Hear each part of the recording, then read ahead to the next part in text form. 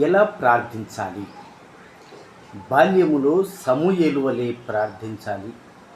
యవ్వనములో Timothy వలె ప్రార్థించాలి. ఉదయకాలమున దావీదు వలె ప్రార్థించాలి. మధ్యాహ్నము దానియేలు వలె ప్రార్థించాలి. రాత్రివేళ పౌలు శీలల వలె ప్రార్థించాలి. అపాయములో పేతురు వలె ప్రార్థించాలి.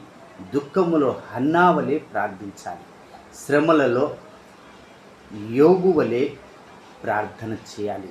మరణ సమయములో స్టెఫెన్ వలె ప్రార్థించాలి. అంత మాత్రమే కాదు, ఏ పని ప్రారంభించినా ఎలియేజరు వలె ప్రార్థించాలి. పని ముగింపులో సొలొమోను వలె ప్రార్థన చేయాలి. అన్ని సమయములలో యేసుక్రీస్తు వలె మనము ప్రార్థన జీవితం కలిగి ఉండాలి. అది మనకెంతో